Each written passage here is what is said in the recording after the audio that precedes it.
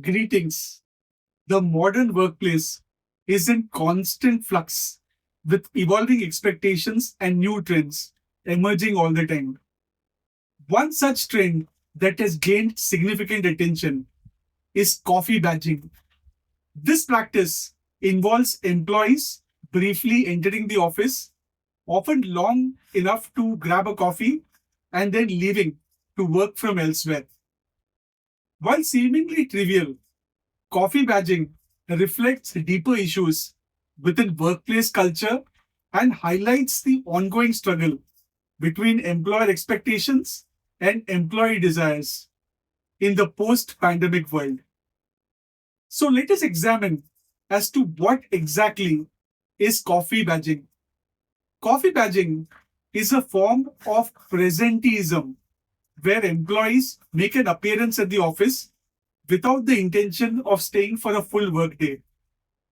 They typically clock in, grab a coffee, perhaps engage in brief social interactions with colleagues, and then depart to work from home or from another location.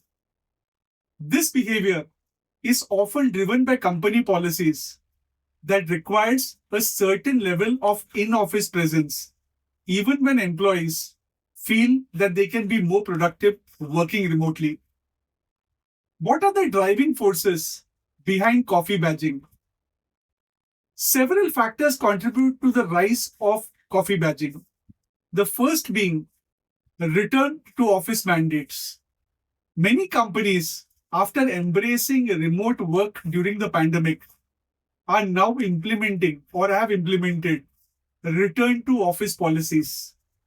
These mandates often face resistance from employees who have grown accustomed to the flexibility and autonomy of remote work. Coffee badging becomes a way to comply with these policies while still maintaining a degree of freedom. The second point pertaining to coffee badging is productivity concerns. Many employees believe they are more productive working remotely, away from distractions and interruptions of the office. Coffee badging allows them to fulfill their in office obligations while maximizing their productivity in their preferred environment. The next point is social interaction.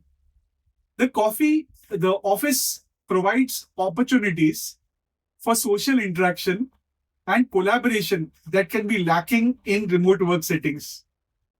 Coffee badging allows employees to maintain some social connection with colleagues while still enjoying the benefits of remote work. The next important point pertaining to coffee badging is performance monitoring. In some cases, companies may use attendance or time tracking mechanisms to monitor employee performance. Coffee badging can be seen as a way to game the system and appear present even when working elsewhere.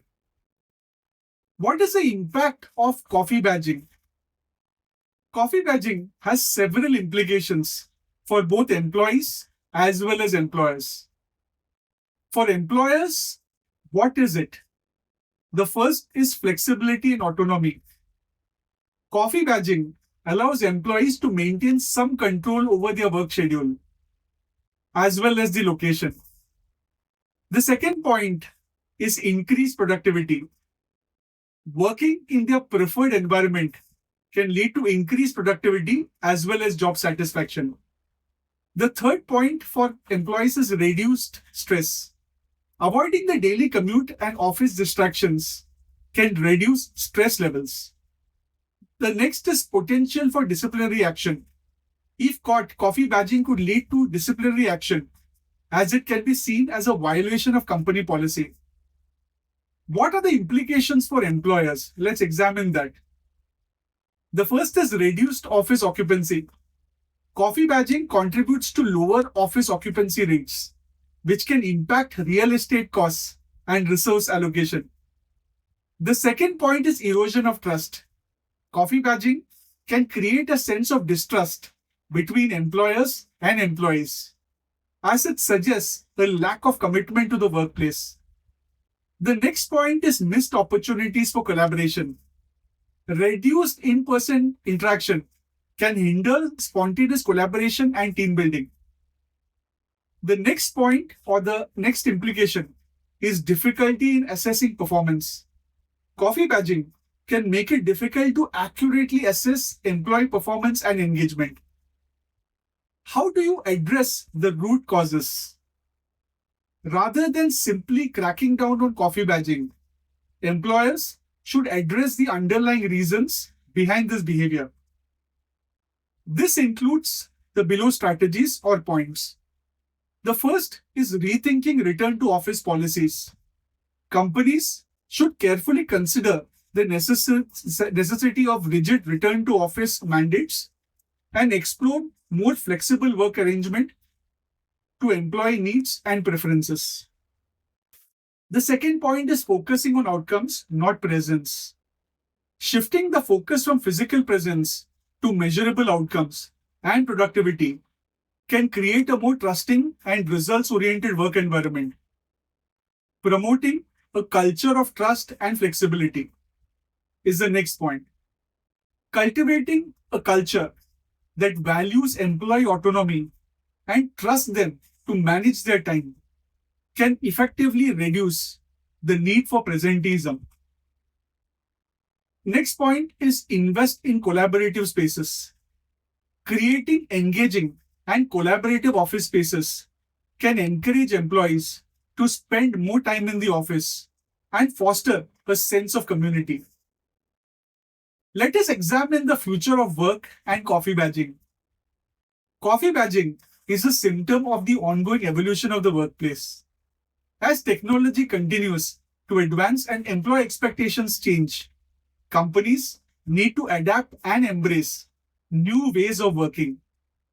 This includes rethinking traditional notions of presenteeism, as well as finding ways to foster a productive, engaged, and satisfied workforce, regardless of location.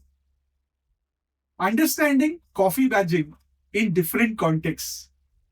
The prevalence and implications of coffee badging can vary depending on the industry, company, as well as culture, and individual circumstances. In some sectors where face-to-face interaction is critical, coffee badging might be less common or more frowned upon. In other industries where remote work is more readily accepted, coffee badging might be seen as a natural consequence of flexible work arrangement.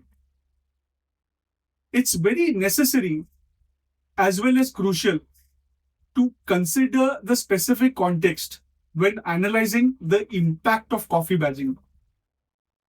Moving forward, a collaborative approach is necessary. Addressing the issue of coffee badging requires a collaborative approach that involves both employers as well as employees. Employers need to be willing to re-evaluate their policies. Also, the expectations need to be evaluated in the light of the changing realities of the workplace. Employees need to be transparent about their needs and preferences.